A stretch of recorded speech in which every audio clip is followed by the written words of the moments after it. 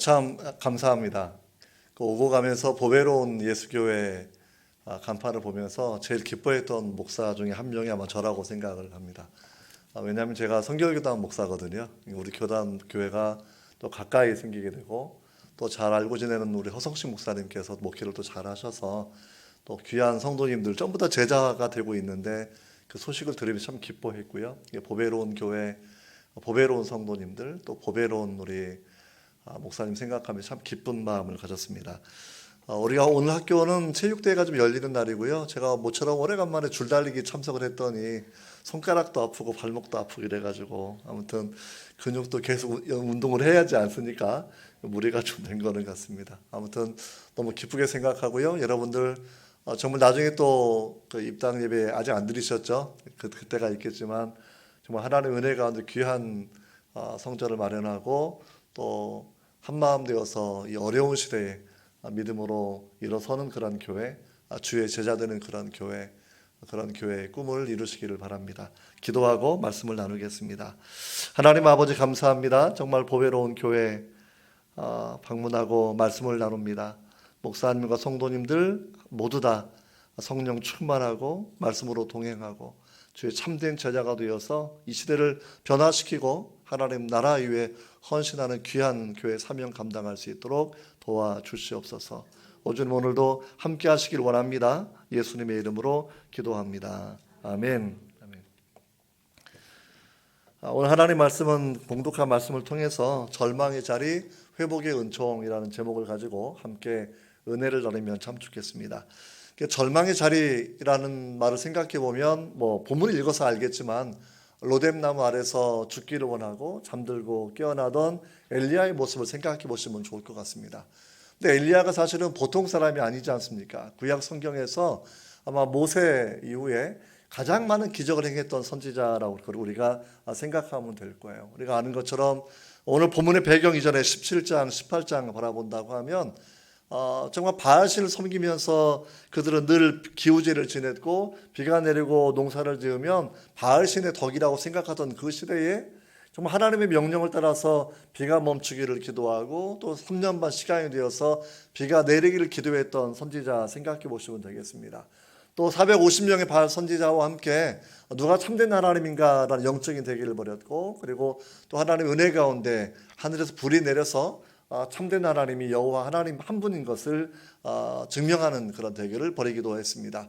뿐만이 아니죠. 오늘 본문 바로 앞에 바라보면 정말 아직까지는 아합 왕이 변하지 않았기 때문에 그 이스라엘 왕궁까지 갈멜산에서 약 직선 26km 정도가 되고 아마 길이 꼬불꼬불할 테니까 한 35 이 정도 되겠죠. 그거를 마차보다 앞서가면서 왕궁까지 따라갔던 엘리야 선지자의 모습을 생각해 보시면 좋을 것 같습니다.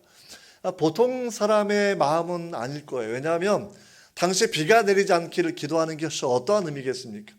당시 모든 유목, 모든 농사 짓는 것, 모든 것들은 비를 의존하고 살아가는 그러한 시대이지 않겠습니까? 근데 엘리야가 왜 그렇게 기도를 할 수 있었냐면 하나님의 말씀이기도 하지만 정말 이 나라가 너무 잘 살고 풍년이 들고 이러니까 하나님을 계속 떠나는 거예요. 그래서 하나님 차라리 가뭄이 들어서 목이 마르고 먹을 게 없고 농사가 안 되고 유목이 안 되고 이런 상황이 되어서라도 하나님께 돌아가기 원하는 마음이 있었기 때문에 그런 기도를 할 수 있었다라고 우리가 그렇게 생각해 볼 수가 있습니다.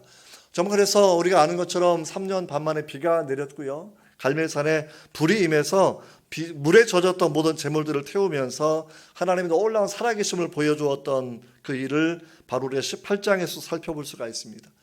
이스라엘 백성들 얼마나 놀랬냐면 여호와 그는 하나님이시로다, 여호와 그는 하나님이시로다라는 고백을 그렇게 다 하고 바알의 선지자를 처치하는데 함께 한마음 되어서 동역했던 것, 그 배경이 오늘 19장 이전의 배경이라고 생각해 보시면 돼요.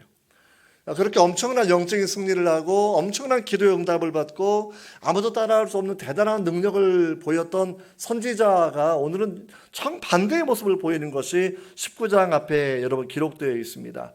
우리가 알고 있는 것처럼 1절과 2절을 바라보시면 아합 왕의 부인이었던 이세벨이 자기 선지자 450명이 죽었기 때문에 내가 정말 다시 내일 이맘때 24시간 후에 너를 죽일 것이다 라는 최후의 통첩을 하게 되었고 그 사실을 듣자마자 엘리야가 아주 먼 길을 도망치는 장면이 오늘 본문의 배경이라는 거예요. 우리가 오늘 본문을 크게 사회 꼭지를 살펴보려고 합니다. 한 가지는 뭐냐면 신앙생활 할 때에 왜 우리가 영적인 침체나 영적인 탈진에 빠지게 되는가라는 그런 부분을 우리 먼저 검토해 보면 좋겠고요. 그리고 영적인 탈진이나 침체 혹시 빠지게 되었을 어떻게 우리가 그것을 극복하고 일어날 수 있을 것인가라는 부분에 나누어서 우리가 하나님 말씀을 생각해 보면 좋겠습니다. 성경에서 우리에게 늘 항상 기뻐하라, 쉬지 말고 기도해라, 범사에 감사해라 이런 말씀 하시죠. 우리 삶의 여건이 어떻다라는 거죠. 언제나 기뻐하는 상황은 분명히 아니라는 거예요. 언제나 감사할 만한 좋은 상황은 분명히 아닐 수 있다라는 거겠죠. 근데 우리 감정이 축 처져서 기쁨을 잃고 정말 비탄에 빠지고 한숨 짓고 눈물 짓고 이런 침체에 빠지지 않도록 계속 우리를 하나님 말씀이 깨워주시고 격려하시면서 환경을 바라보지 아니하고 범사에 감사하는 거니까 하나님을 바라보고 살도록 하는 그런 훈련을 우리에게 해주시는 거예요. 여러분, 그런데 오늘 본문 말씀 바라보면 이렇게 대단한 선지자도 이렇게 침체에 빠졌던 이유는 사실은 기도하지 않았기 때문입니다. 무슨 얘기예요? 우리가 2절을 바라보면 이세벨이 그런 얘기 하지 않습니까? 내일 이맘때 너는 반드시 내가 내 생명을 저 사람들처럼 죽게 할 거야 라고 얘기했을 때, 여러분 엘리야가 3절에 바라보면 그가 개정 성경인데 이 형편을 보고 일어나서 자기가 생명을 위해서 살고자 도망쳐서 유다에 속한 브엘사바에 이르렀고 자기의 사환을 그곳에 머물러 두고 하룻길을 더 가서 로뎀나무 아래 잠을 자면서 이제 죽기를 원하는 부분이 여기 있다라는 거예요. 정말 엘리야 같은 대단한 하나님의 사람, 큰 비의 소리를 들었던 사람, 오직 하나님께서 불을 내리기를 기도했고 그 길이 이루어졌던 그 하나님의 사람이 왜 형편만 보고 일어나서 도망치는 사람이 되었을까라는 부분을 먼저 생각해 보셔야 돼요. 사람은 눈이 있고 귀가 있으니까 우리 주어진 상황들 사실을 보는데 많이 익숙하기도 합니다. 그러나 늘 이 부분을 잘 기억하셔야 되는데, 여러분들 그냥 인간의 본성을 따라 살아가고 육체를 따라 살아가면 그렇게 우리가 실수할 수밖에 없다라는 것도 우리가 알게 되는 겁니다. 성결교단의 유명한 목사님이 요한 웨슬리 목사님이 계신데 그분이 나이 47에 뒤늦게 결혼을 했습니다. 요한 웨슬리 목사님의 부인은 세계 3대 악처, 4대 악처 중에 속하는 분이에요. 영국 감리교회를 만들고 영국을 깨우고 영국을 프랑스처럼 피해 혁명이 일어나지 않도록 말씀으로 사회를 바꾸는 데 기여했던 웨슬리 목사님의 부인이 어떻게 4대 악처 혹은 3대 악처에 들어가는 사람이 되었을까 한번 잠깐 생각해 보시면 되겠어요. 그 목사님이 47살에 사실은 낙상을 하고 심하게 다쳤는데 아이가 넷이 있는 미망인이 과부가 이 목사님을 잘 간호를 하고 하니까 마음이 열려서 그냥 덥석 결혼해 보려고 만든 겁니다. 근데 나중에 웨슬리 목사 뭐라고 후회를 하냐면 그냥 고마워서 결혼을 했는데 사실은 기도는 내가 깊이 안 하는 거겠죠. 그래서 자기 아내에게 썼던 편지를 바라보면 아내가 참 힘들겠구나라는 우리가 그렇게 알 수 있어요. 뭐라고 썼냐면 내 방에 와서 함부로 좀 훔쳐가지 마세요. 연구실에서. 또 한 가지는 편지 좀 함부로 읽지 마세요. 이게 사역자가 받는 편지니까 이건 지켜야 되는 비밀도 있지 않습니까? 또 한 가지 손님이 올 때에는 제발 상소리 좀 하지 마세요. 이런 얘기. 그러니까 되게 모질고 힘들게 했던 분이 웨슬리 목사님의 부인이었겠죠. 근데 이 부인과 30년 결혼 생활을 하고 부인이 돌아가신 이후에 한 10년 정도 잠깐 자유를 얻으셨지만 이분이 얘기하는 건 이렇게 얘기해요. 만약에 아내가 너무나 사랑스러웠다고 하면 나는 감리교를 세우는 이 일을 나는 하지 못했을 거다라고 그렇게 고백을 하더라고요. 그래서 사실은 관찰자의 표현에 의하면 서재에서 목사님이 머리 끄댕이 잡혀가지고 끌려다니고 머리도 뽑힌 적이 있다고 얘기하니까 사실 얼마나 고난의 그런 시간을 분명히 살았겠습니까? 다시 이제 우리가 본문으로 다시 돌아와서 말씀을 생각해 보려고 합니다. 여러분, 웨슬리가 정말 힘들었던 것은 이 정도의 기적이면 사람이 다 변화되어야 된다고 생각을 했기 때문입니다. 불이 떨어지는 기적을 경험하고 3년 반 만에 비가 내리는 기적을 경험을 하고 자기가 마차보다 앞서서 26km, 약 40km 가까운 거리를 내가 말보다 빠른 속도로 달리는 기적을 보여준 선지자라고 하면 아합도 회개하고 이스라엘 백성들도 회개하고 누구나 다 회개할 거다라고 생각하는 기대감이 여러분 있지 않았겠습니까? 우리가 전도하려고 하면 많은 사람들이 기적 좀 보여줘. 그러면 내가 하나님 있는 거 믿어줄게 라고 이렇게 말을 하는 사람도 분명히 있거든요. 하나님 있는 것 증명해봐. 그럼 내가 믿어줄게 라고 말하는 그런 사람들도 있지 않겠습니까? 사실 이렇게 침체에 빠졌던 목사님 중에 한 분이 또 우리 사랑의 교회 설립자였던 녹하는 목사님이지 않습니까? 정말 열심히 사역하고 많은 제자 훈련을 했는데 그분이 탈진에 점점점 빠졌던 건 뭐냐면 자기가 사역을 그렇게 열심히 했음에도 불구하고 수많은 성도들 제자 훈련했음에도 불구하고 강남이 변한 것이 아무것도 없다라는 겁니다. 변하지가 않아요. 오히려 술집은 더 많이 늘어나고 있고 그 지역을 복음할 수가 없고 이것이 자기 한계로 쭉 다가오게 되었을 때 내가 뭘 했던가라는 자책감이 들면서 그런 영적인 침체로 깊이 빠진 부분을 책에서 그렇게 설명해 주었던 분이 있습니다. 여러분, 엘리야 같은 대단한 선지자도 자기 하나님을 바라보지 아니하고 이세벨의 말과 이세벨의 기세등등한 모습, 사실은 그 전까지만 해도 이스라엘 백성들이 자기 편에 오는 것 같았지 않습니까? 함께 바알 선지자를 처단하는 그 일에 동참했고 이스라엘 백성들이 이구동성으로 오직 여호와 그분이 참 하나님이다라는 고백을 막 했던 사람들이니까 야, 이 정도면 우리 민족의 회개운동이 일어날 수 있고 대각성운동이 일어날 수 있고 이제는 우상들을 다 부수고 하나님을 믿는 운동을 할 수 있다라고 이런 기대감을 가졌을 거예요. 여러분, 그런데 그 다음날 이세벨이 내가 너 죽일 거야 라고 얘기하니까 모든 백성이 전부 다 본문에 나와 있지 않지만 우리가 문맥을 읽어본다고 치면 아무도 엘리야 편에 서지 않은 겁니다. 그래서 엘리야가 마음에 느끼기를 나 혼자 남은 겁니다.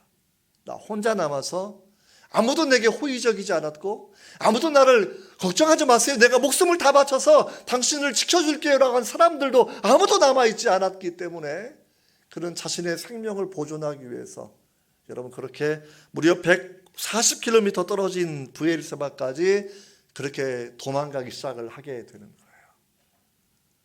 우리가 실망에 빠지는 것도 바로 여기에 있습니다. 왜 변하지 않는 것일까? 내가 잘 해주었는데, 내가 잘 섬겨주었는데 왜 변하지 않는 것일까? 사실 기독교는 변화의 종교입니다. 중생은 근본적인 변화예요. 옛사람이 새로운 사람 되는 겁니다. 우리 예수님을 믿고 난 이후에 성화의 과정을 거쳐야 돼요. 역시 성화는 그리스도를 닮아가는 것이니까 늘 변화와 성숙이 동반되는 그런 과정이지 않습니까? 내가 신앙생활을 오래 해왔는데 우리 부모님도 오랫동안 교회를 다니셨는데 왜 안 변할까? 나는 또 왜 안 변하는 것일까? 내가 좀 잘 해주었던 내 친구들은 왜 나를 이용해 먹기만 하고 변하지 않는 것일까라는 그러한 마음이 우리가 영적인 침체에 빠지는 그러한 길이다라는 것을 생각해 보시면 됩니다. 침체에 빠지고 나면 여러분 이제 이 우울한 그 증상이 깊이 오게 되어서 자신의 무가치의 존재로 느끼게 되는 거예요. 내가 살만한 사람이 아니다라는 낮은 자존감이 생겨나게 되고 그냥 끝내버릴까라는 생각을 우리보다 대단해 보였던 엘리야 선지자가 여러분 그렇게 고백하고 있는 것을 살펴보게 됩니다. 근데 사실 우리가 교회사를 바라보면 대단한 많은 사람들 그렇게 어려운 시절을 다 겪었어요.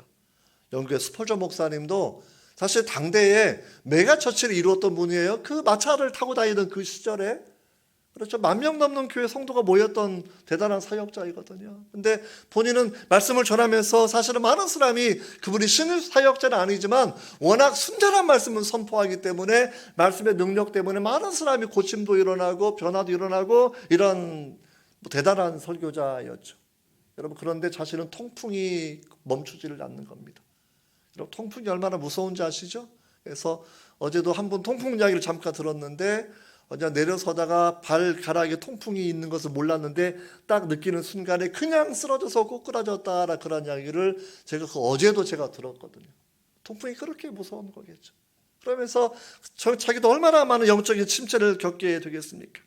미국이 자랑하는 에브라함 링컨 대통령도 깊은 절망의 시기를 보낸 적이 있고 모세도 죽기를 원한 적이 있었고 요나 선지자 같은 경우에도 그렇게 니느웨 성에 복음을 전했던 사람이었지만 그래도 그도 하나님 앞에 죽기를 원했던 마음을 가지고 있었다라는 거예요. 그래서 선지자들도 침체에 빠지고 탈진에 빠질 수 있고 우울한 그 증세에도 빠질 수 있구나 생각하고 여러분 너무나 괜찮은 척 하지는 마십시오. 어떤 때는 너무나 우리를 외교적 언사를 쓸 때가 많이 있지 않습니까? 그냥 괜찮아요, 잘 지내. 근데 마음속에는 안 그럴 때가 분명히 많이 있거든요. 그래서 오늘 말씀을 통해서 이제 본론을 좀 시작하려고 하는데, 어떻게 하면 이 침체를 우리가 이겨낼 수 있을 것인가라는 것을 먼저 두 가지를 간단하게 설명드리려고 합니다. 첫 번째는 뭐냐면 4절에 바라보면 이렇게 기도하고 있죠. 4절에 제가 그냥 읽어드리도록 하겠습니다.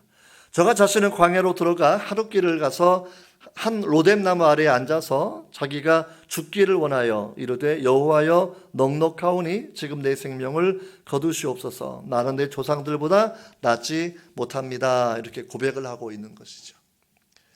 죽고 싶다고 죽으면 안 돼요.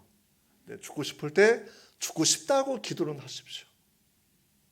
그러니까 이 로뎀이라는 나무가 참 그 이중적 의미를 담고 있어요. 로뎀의 뜻이 로뎀 카페도 있고요, 로뎀 교회도 있고요. 제가 미국에서 부흥했던 교회 중에 한 교회 이름은 로뎀 교회, 로뎀 장로교회. 그러니까 로뎀이 참 좋은 이름이지 않습니까? 제가 또 한동대학교에서 열송 학사 RC를 맡고 있는데 우리 기숙사 이름이 로뎀이에요. 로뎀관. 그러니까 로뎀 커피숍, 로뎀 교회, 로뎀 요양병원, 뭐 로뎀이 참 많이 쓰는데, 여러분 로뎀의 원래 의미는 뭐냐면 사실은 시궁창이라는 뜻입니다. 시궁창이에요. 근데 시궁창인데 왜 이렇게 그 시궁창 이름을 기독교인들이 이렇게 사랑하는 겁니까? 로뎀 교회, 로뎀 커피숍, 집도 로뎀 하우스, 로뎀 다 이렇게 짓는 이유는 뭐예요?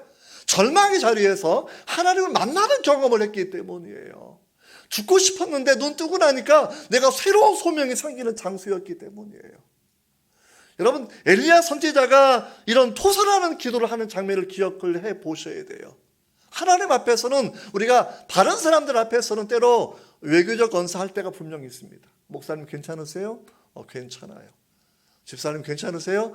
그럼요. 하지만 하나님 앞에서 우리를 숨길 이유가 하나도 없다라고 생각합니다. 예수님께서 이 상황을 잘 아시기 때문에 마태복음 바라보면 산상수훈에서, 그렇죠? 정말 우리가 우울한 마음 들게 되면 들의 풀보다도 내가 못하게 보여요. 공중나는 참새보다도 내가 못하게 보여요. 그냥 들에 있는 꽃보다도 내가 못하게 보여요. 얼마나 낮은 자존감이 생겼으면 여러분 그 마음을 갖게 되겠습니까?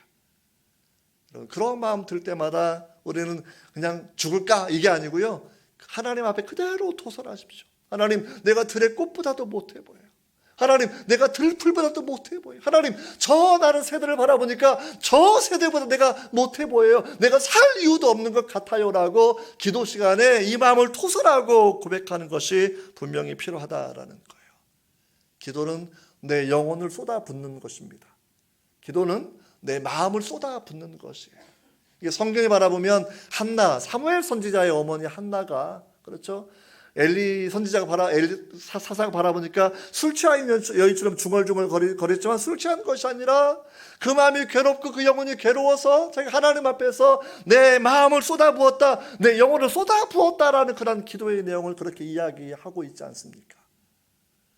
여러분, 성도에게 가장 중요한 것은 기도하는 시간만큼은 다른 사람을 의식하지 않는 것입니다. 기도하는 순간만큼은 하나님만 바라보는 것이지요.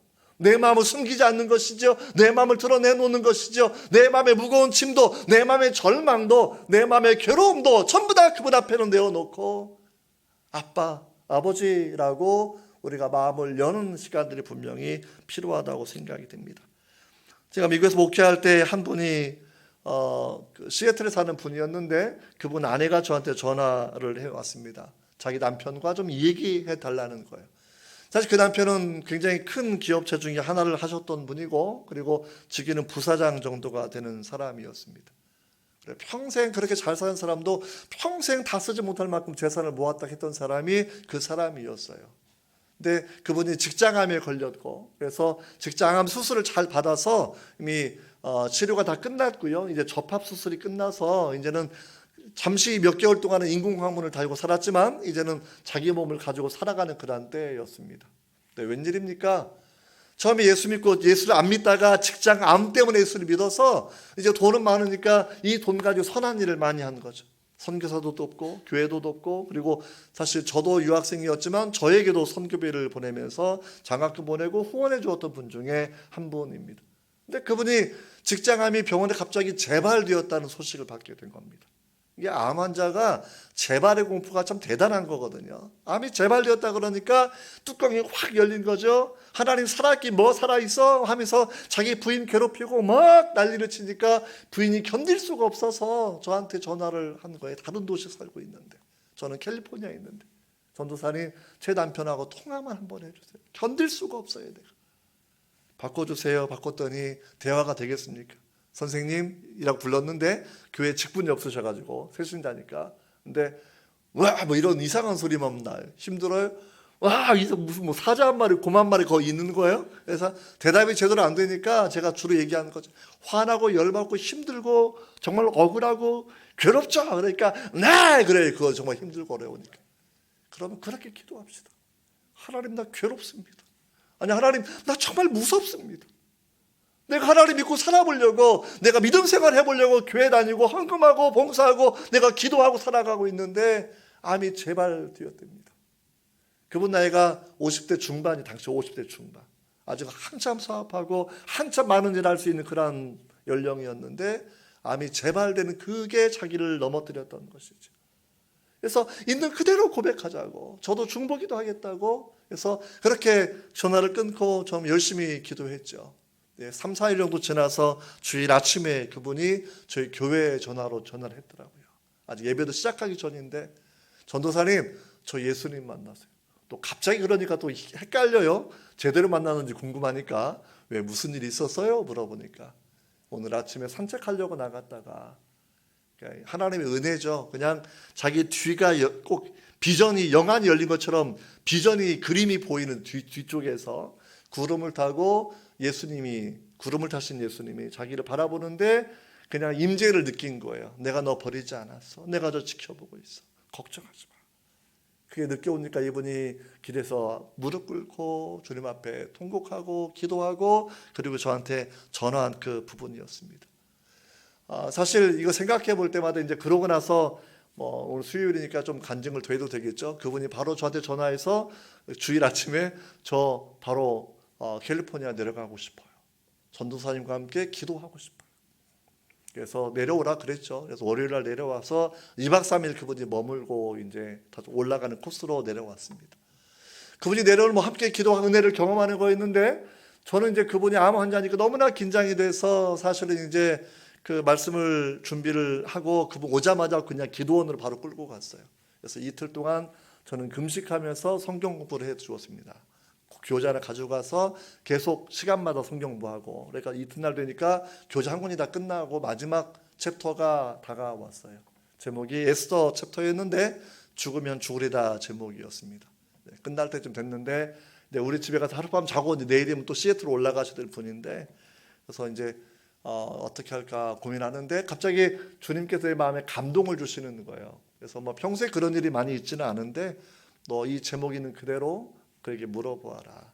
그래서 선생님 이번에 올라가시면 암이 재발이 확정되고 그래서 이렇게 암이 고쳐지지 않고 죽게 되어도 예수를 믿고 하나님 나라 가실 거예요? 이걸 물어봤죠.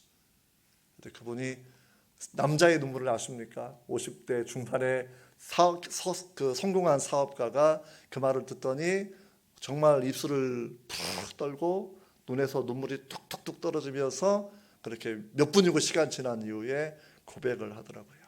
네, 이제는 고쳐지지 않아도 그냥 믿고 하나님 나라 가겠습니다. 그때 하나님 제 마음에 아주 깊은 감동을 주셨어요. 그래서 꼭 음성처럼 들려오는 말씀이어서 그대로 전달해 주었습니다. 그래서 그 고백 때문에 하나님이 너를 치료하시는데 병원 올라가게 되면 시애틀 대학병원에서 네 암이 없다고 얘기할 것이다. 오진이 아니라 내가 너를 고친 것이다. 이런 말씀을 주셔서 사실 그대로 전달해 주었습니다. 그분이 이제 그 다음 날 아침에 우리 하룻밤 자고 일어났는데 아침 7시도 안 됐죠. 근데 화장실 가는 소리가 들리니까 저도 일어나서 뭐 물 필요하세요? 물어보는데 또 웬일입니까? 징그럽게 내 손을 잡고 막 우는 거예요, 남자가. 왜 그러세요? 선생님이 그랬더니 지난 몇 개월 동안 거의 5, 6개월 동안 자기는 혈변만 봤어요. 이게 직장을 떼놨다가 인공관문 달고 있다가 자기 몸을 붙였지만 기능이 안 돌아가니까 계속 피설사를 보고 있는데 6개월 만에 처음으로 된 변을 봤습니다. 그 아침에 본인이 나은 걸 점점점 느끼게 되는 거죠. 시애틀로 올라갔습니다. 대학병원에서 최종 판정이 한 번 더 내렸어요. 암이 없습니다. 그분이 그때 저한테 전화한 거예요. 그래서 그때의 전도사님과 함께 말씀을 나누고 공부하면서 들었던 메시지가 없다고 하면 난 또 분명히 소송했을 겁니다. 이거 소송 오진했다고, 사람 공부스럽게 했다고. 하지만 주께서 나를 고쳐주신 걸 내가 알게 됐습니다 라는 그런 고백이죠. 제가 나누고 싶은 이야기 바로 여기에 있어요. 여러분, 힘들고 어려울 때 하나님 앞에서는 위장하지 맙시다. 그냥 그대로 토해내세요. 하나님 못 살겠습니다. 하나님 견디기 어렵습니다. 숨 쉬는 것도 어렵습니다. 하나님 살려주십시오. 여러분, 이것이 엘리야가 영적인 탈진을 극복하는 가장 중요한 방법이었다라는 거 우리가 그렇게 생각해 보셔야 됩니다. 그래서 이 토설이라는 부분은 마치 상한 음식물을 토해내는 것처럼 내 마음에 시궁창 같은, 로뎀 나무가 시궁창인데 시궁창처럼 상했던 영혼의 아픔들, 영혼의 시궁창 같은 언어들, 부정적인 모든 것들을 내어놓는 시간들이에요. 다 토해내는 시간들이죠. 그래서 하나님의 새로운 은혜, 치료의 은혜, 회복의 은혜를 경험하는 것이 바로 여기에 있다는 것을 여러분 우리가 그렇게 알 수 있다는 겁니다. 여러분, 또 한 가지는 하나님께서는 우리의 영적인 것만 관심 있는 것이 아니라 우리가 먹고 자고 쉬는 우리 육체를 돌보는 것, 하나님은 참 많은 관심을 가지고 있습니다. 우리가 5절과 6절을 바로 어떻게 되어 있냐면, 로뎀나무 아래에 누워 자더니 천사가 그를 어루만지며 터치해 주시는 거죠. 일어나서 먹으라 라고 얘기했고요. 본즉 머리맡에 숯불에 구운 떡과 한 병 물이 있어. 그렇죠. 7절에 바라보니까 또다시 와서 어루만지며 또 일어나 먹으라 이렇게 말씀을 하는 거예요. 저는 이거 볼 때마다 하나님께서 우리 영혼과 마음에만 관심 있는 것이 아니라 우리 육체를 얼마나 잘 돌보시는지에 대한 마음을 그렇게 알게 됩니다. 여러분, 주님께서 너희가 구할 것, 하나님이 가장 주기 원하시는 건 뭐냐? 성령을 부어주시는 거야 라고 하시면서도 주셨던 앞에 세 가지의 기도의 단계가 있지 않습니까? 그렇죠? 떡이 필요하면 떡을 구하십시오. 생선이 필요하면 생선을 구하십시오. 당신의 계란도 구했는데 계란이 필요하면 계란을 구하시면 돼요.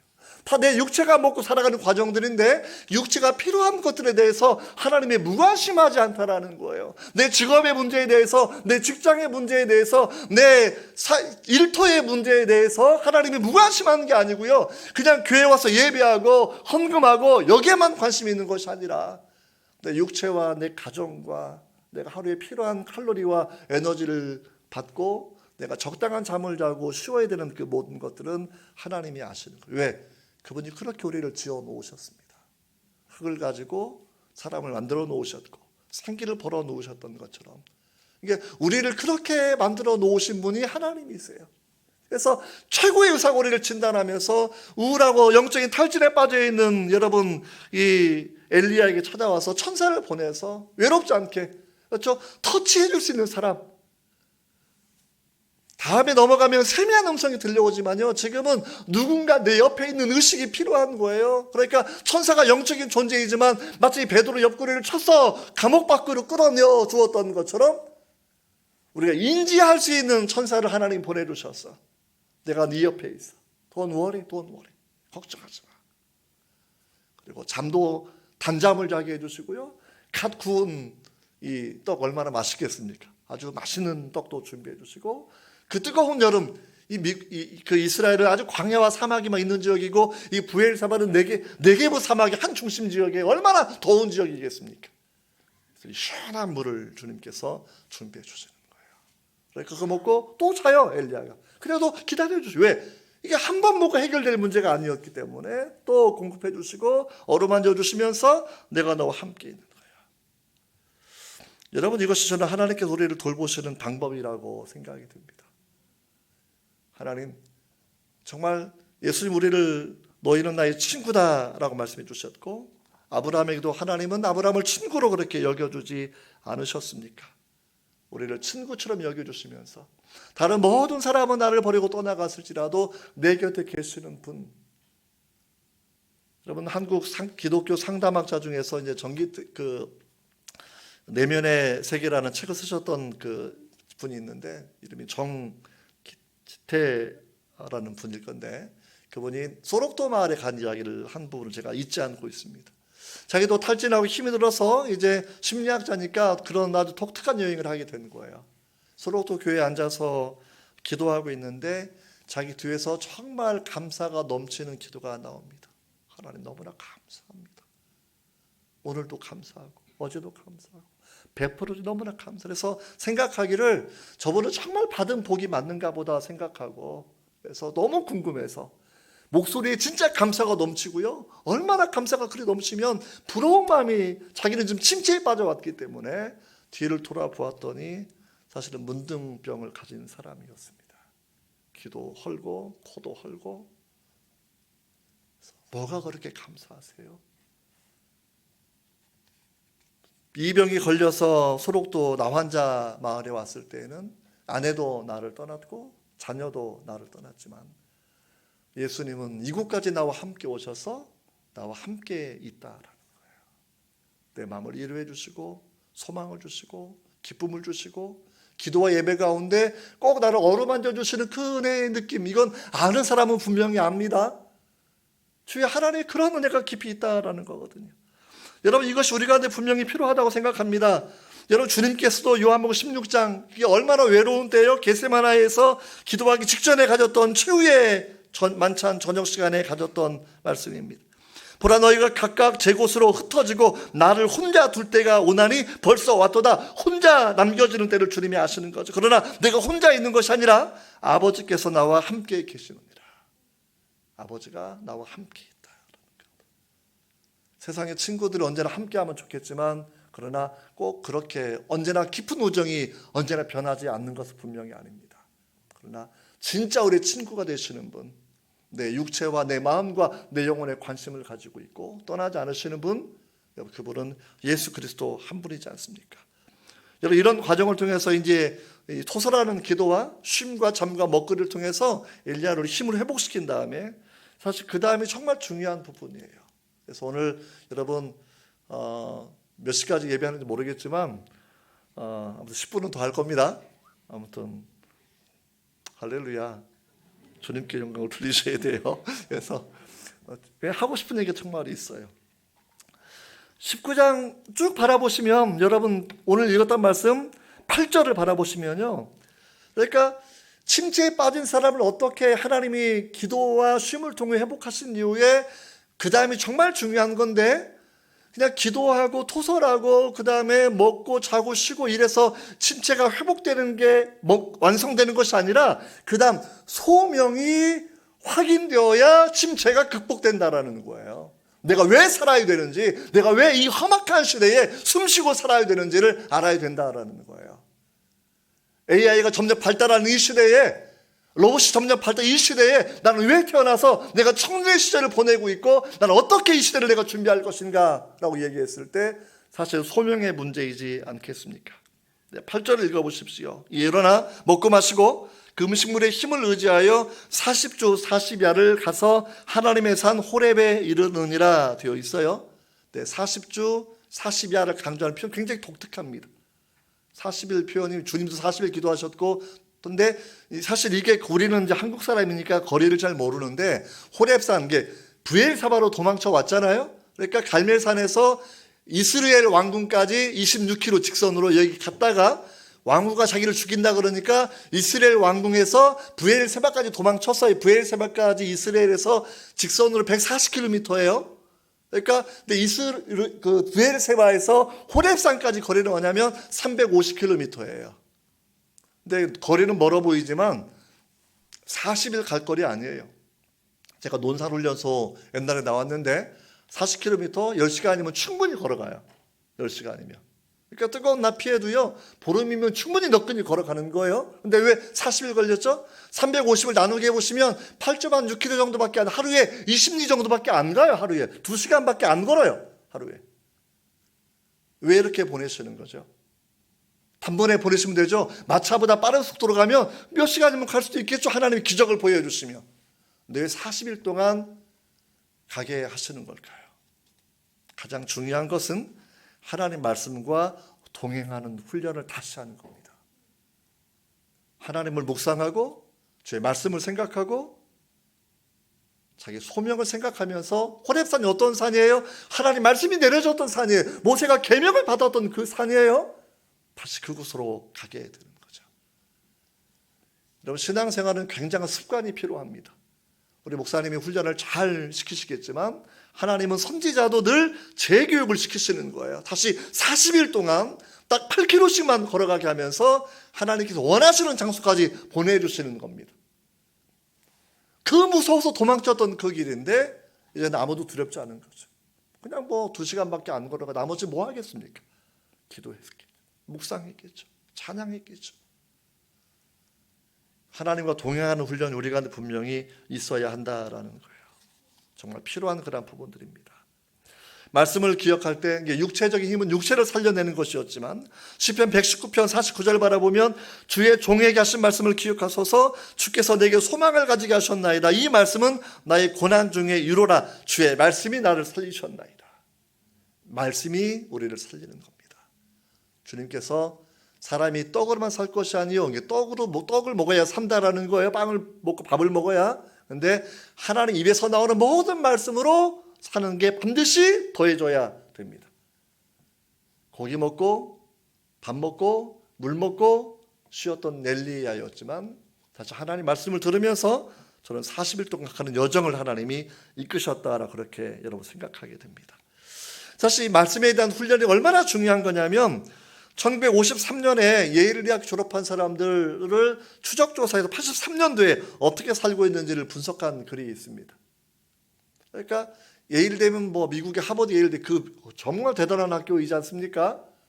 53년도에 졸업해서 83년, 그러니까 20대 중반에 졸업했다고 치면 50대 중반이니까 인생의 정점에 있는 사람들이에요. 근데 졸업생 중에 3%만 민족을 위하여 세계를 위하여 그래도 영향력 있는 삶을 사람입니다. 그 좋은 대학을 나와도 3%만. 10%는 그냥 잘 먹고 잘 사는 사람이에요. 60%는 그냥 대학 나와서 먹고 사는 사람이에요. 나머지 27%는 우리말로 말하면 빌어먹고 사는 사람이에요. 그래서 3%가 왜 달랐을까라는 것을 연구한 글에 의하면 그들은 다른 사람들은 하나님 말씀만 목표를 생각만 하고 마음에만 가졌다고 치면 이 사람들은 목표를 이미지화하고 글로 정해놓고 매일 그 목표를 추구하는 사람들입니다. 하나님은 그 교육을 사람들 시킵니다. 주의 말씀은 문설주에 써붙여라, 니마에 써붙여라, 손등에 써붙여라. 왜? 그렇게 말씀을 암송하고 말씀을 기억하고 말씀을 외우게 하는 것이 하나님의 뜻이라는 것이죠. 여러분, 이것이 굉장히 중요한 겁니다. 예수를 왜 믿는 것일까요? 구약시대에 엘리야는 구약식 선지자인데 많은 제사제도가 있습니다. 제사제도 목적이 무엇일까요? 제사제 핵심적인 리더는 대제사장인데 대제사장의 이마에는 금실로 써놓은 글자가 있습니다. 여호와께 성결이에요. 제사 지낼 때 단순한 죄사함에서 머물지 않습니다. 죄책감을 해결하는 데 머물지 않습니다. 죄사함, 죄책감을 고백하는 것, 이걸 넘어서서 올라가는 것은 여호와께 성결한 삶, 하나님의 거룩함에 참여하는 삶을 살도록 우리를 불러내셨다라는 거죠. 히브리서 12장에 나와 있는 그런 메시지입니다. 왜 고난을 주시는가? 하나님의 거룩함에 참여하도록 우리를 불러내셨다라는 거고, 왜 예배하는가? 왜 구약의 제사를 지내는가라고 얘기했을 때 하나님의 거룩함에 참여하도록 우리를 불러내신 것이 주님 뜻이라고 우리에게 설명해 주고 있습니다. 여러분, 그런데 우리가 여기서 생각해 볼 것이 9절 말씀인데 엘리야가 호렙산 굴에 들어가 거기에 머물더니, 그렇죠? 여호와의 말씀에 그에게 임하여 이르되 엘리야야 내가 어찌하여 여기 있느냐. 그리고 10절 11절 바라보면 너는 나가서 여호와 앞에서 산에 서라. 사람은 자기 굴에 갇혀 삽니다. 내가 보는 관점들, 내가 가진 경험들, 하나님을 여러분의 보는 관점으로 제한하지 마십시오. 내 인생의 경험으로, 내 전공으로 하나님의 역사하심을 제한하지 마십시오. 내 굴을 벗어나와서 하나님 앞에서 산 위에 서서 전체를 바라보라고 얘기해 주시는 거예요. 무슨 전체를 바라보게 하는 것일까요? 오늘 본문을 다 읽지 않았습니다만 엘리야의 남은 선지자의 사명 3가지가 여러분 하사엘 왕으로 세우는 것, 예후를 왕으로 세우는 것, 엘리사를 자기의 후임으로 세우는 것을 하나님이 말씀을 그렇게 해주고 있는 거예요. 왕후 때문에 쫓겨서 왔던 사람이었지만 엘리야의 사명은 뭐예요? 사실 두 왕은 좋은 왕들이 아니에요. 그 하사엘이라는 왕은 이스라엘을 공격하는 왕이었고요. 에후라는 왕은 아합 왕을 죽이는 데 쓰셨던 하나님 쓰셨던 사람이지만 하나님을 경외하는 사람은 아닙니다. 엘리사 선지자만 제대로 하나님의 사람이죠. 뭘 보여주는 겁니까? 하나님의 역사 경영을 보여주는 거예요. 우리는 자기 굴에 갇혀서 오직 나의 인생만 생각하고 살아간다고 하면 우리 학교도 요새 강조하는 게 미셔널 유니버시티, 선교적인 대학. 요즘 유행하는 말이 미셔널 철치, 선교적인 교회. 또 적용해 보면 미셔널 라이프, 선교 지향적인 인생을 살아갈 수 있도록 우리가 마음을 활짝 열어야 한다라는 거예요. 무슨 얘기입니까? 여러분, 기도만큼은 세계를 품고 하십시오. 대한민국을 품고 북한을 품고 온 땅을 품고 왕 같은 제사장으로 기도하셔야 돼요. 그리고 그 하나님의 역사 경영과 세계 선교에 내 직업이 연결되어야 됩니다. 다 해외 선교사 나가란 말이 아니에요. 기도 후원하시고 물질도 후원하시고 또 기회 되면 재능도 기여하시고, 그래서 내 직업이 단순히 내가 연봉을 얼마 받아서 먹고 사는 문제가 아니라 하나님의 나라와 그분의 복음이 전파되고 그분의 교회가 든든히 서가는 데에 내가 기여될 수 있는 부분들을, 이게 소명의 문제예요. 결론을 내려봅시다. 영적인 침체는 누구나 빠질 수 있습니다. 목사, 선지자 다 빠지는 문제예요. 아무도 예외가 없습니다. 이걸 이겨내려고 하면 토설하는 기도, 내 영혼을 쏟아붓는 기도, 내 마음을 숨기지 않는 기도, 이게 필요하다는 것이고, 자기 육체 관리를 잘해서 육체가 계속 침체에 빠지지 않도록 운동도 하시고 고기도 드시고 이렇게 이겨내셔야 돼요. 여러분, 그 다음에 중요한 내용이 뭐였죠? 말씀과 동행하는 겁니다. 말씀에 순종하고, 이게 무슨 얘기냐면 자꾸 몸은 깔아앉지만 항상 기뻐해라. 그 말씀까지 이겨내는 거예요. 이겨내는 것. 말씀을 내가 동행하는 훈련하는 거죠. 쉬지 말고 기도해라 말씀하셨으니까 내가 하루에 1시간은 기도해야지 정하셨다고 하면 그 기도 계속 훈련하고 나가시는 거예요. 본성이 나를 지배하지 않고 말씀이 나를 지배할 수 있도록 하는 과정들입니다. 여러분, 그런 과정을 거치면 우리는 결국 엘리야가 들었던 세미한 음성이라는 것을 우리가 알게 됩니다. 너무 신비로운 얘기라고 생각하지 마십시오. 가장 중요한 음성은 하나님의 말씀, 성경 자체입니다. 기록된 말씀, 하나님의 계시가 완성되었기 때문에 우리 큐티하고 또는 PRS 공동체 성경 읽기에서 듣고 또 내가 말씀 암송하고 이러면서 우리가 말씀을 접하게 됩니다. 말씀은 살아있는 능력이 있고 영과 혼과 관절을 찔러 쪼개면서 우리 생각의 오염을 지적해내고 하나님 사람으로 세워가게 할 것입니다. 말씀에 집중하셔야 돼요. 말씀과 동행하셔야 돼요. 자기 굴을 나와서 하나님의 역사하심을 바라보셔야 됩니다. 아무도 안 남은 것이 괴로운 것이, 하나님은 7,000명을 남겨두었다고 얘기하고 있고 내가 패배자가 되어서 도망쳤다고 생각했지만 하나님은 이스라엘을 심판하시는 것까지 염두에 두셨고 아합의 가문을 심판하는 것을 말씀하시고 있고, 그리고 사역은 중단되지 아니하고 엘리사 선지자가 세워지는 과정도 하나님 말씀해 주시는 거죠. 모든 사람이 모든 걸 다 하는 건 아닙니다. 개주처럼 내가 주어진 역할이 있고 그 역할 동안 내가 성실하게 내 사명을 잘 감당하면 여러분 되는 것이겠죠. 중요한 건 나 중심 보면 굴에 들어가 숨을 수밖에 없는 거지만 하나님 앞에 서면 어깨를 펴고 산 위에 서서 온 세상을 바라보며 역사를 바라보며, 결혼생활 힘들었던 웨슬리 목사님이 온 세계는 나의 교구라고 외치는 거예요. 온 세계는 나의 교구라고. 당시에는 감리교 하나 세우고 헌신하는 데 인생을 바쳤지만 그가 세웠던 감리교가 여러분 한국의 선교에 영향을 미치고 미국, 한국, 온 세상에 여러 많은 놀라운 일들을 그렇게 해 나가지 않았습니까? 요즘은 또 이제 많이 흔들리고 있지만 감리교도 전부 다 동성애 때문에 무너지고 이것 때문에 무너지고. 여러분, 오늘 말씀 바라보시면서 여러분, 세미한 음성이라는 부분, 무엇이 세미한 음성일까? 사실 여러 가지 많은 드릴 말씀이 있지만 누구나 공통적인 말씀 한 가지만 드리려고 합니다. 강한 바람, 지진, 불, 다 하나님이 일하시는 방법 중에 중요한 수단들이지만 엘리야는 그런 거보다는 그 지나간 이후에 세미한 음성이 들려왔다라고 이야기합니다. 우리 시대에 듣는 세미한 음성이 뭐가 있을까요? 로마서 8장 16절 말씀인데요.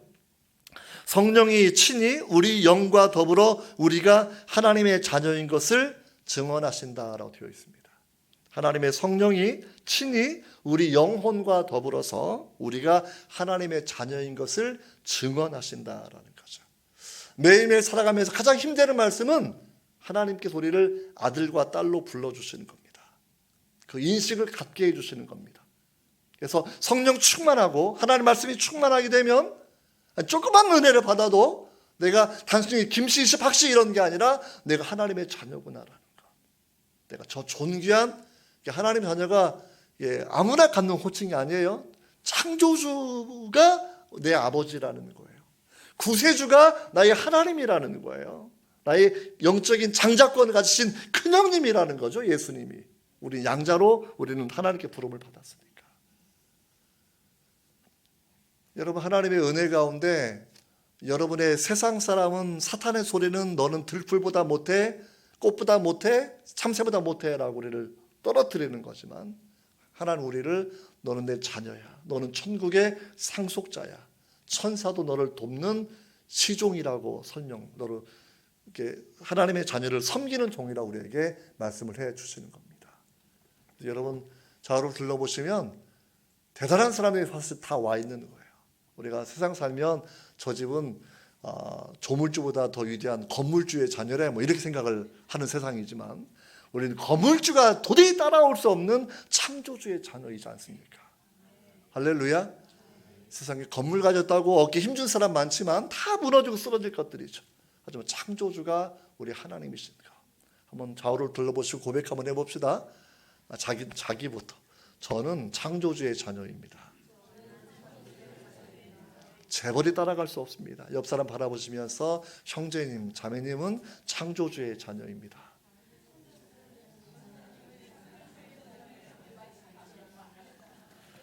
아멘, 아멘. 정말 그 은혜가 있기를 바랍니다. 기도하겠습니다. 하나님 아버지 감사합니다.